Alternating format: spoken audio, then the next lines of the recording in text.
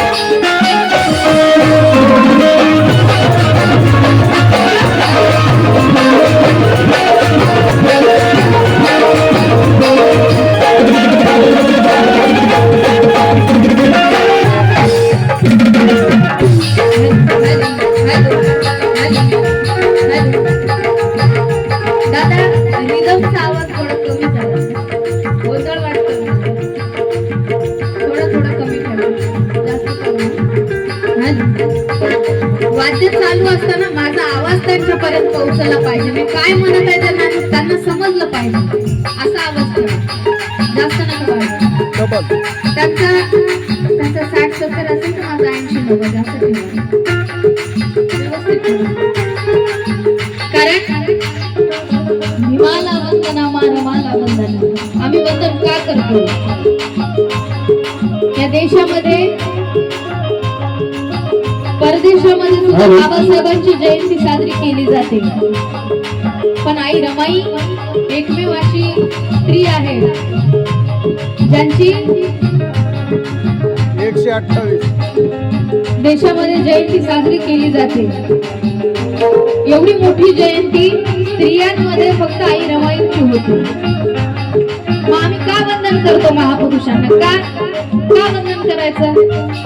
बाबासाहेबांना आई रमाईला महापुरुषांना वंदन का करायचं? कारण झिजावं हे कसं जिच्याकडून चंदनानं शिकावं आणि जळावं हे कसं जिच्याकडून अग्नीनं सुद्धा शिकावं. वंदन करणं म्हणजे आई रमाईला शरण जाणं होय. वंदन करणं म्हणजे बाबासाहेबांना शरण जाणं होय. आणि आम्ही कितपत करतो हे आम्हाला माहिती असलं पाहिजे. आणि म्हणून माया विद्याचा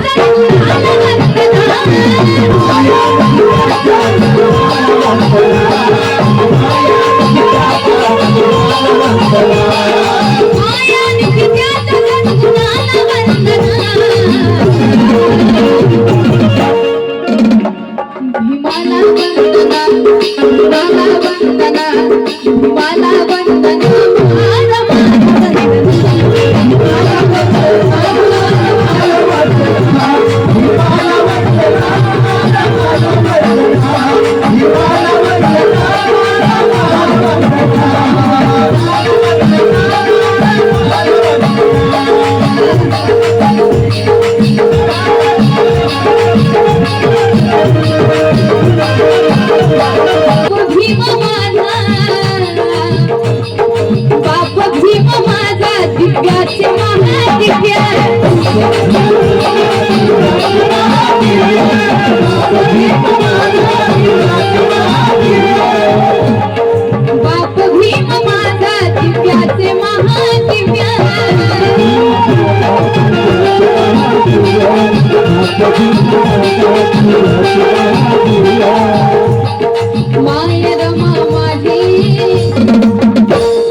माय रमा माझी करुणेची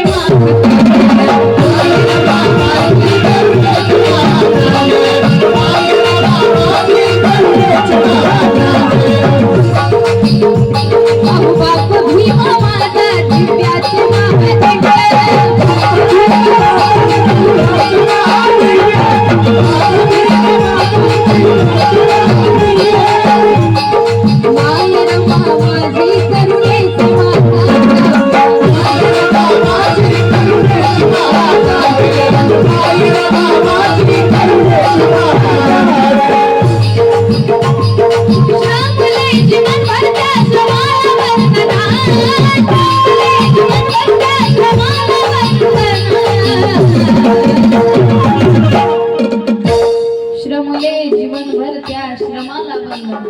आणि आज भीमाला वंदन, भीमाला वंदन, भीमाला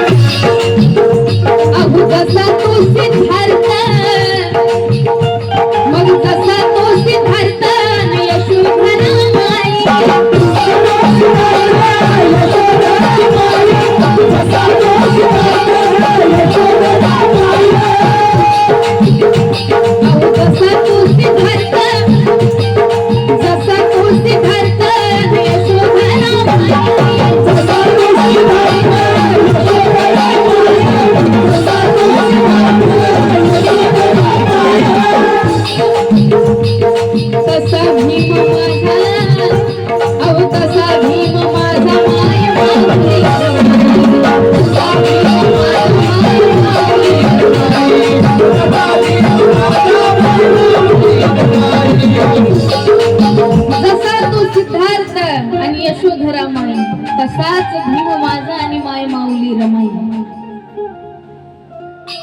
तथागत भगवान गौतम बुद्धाने गृहत्याग केला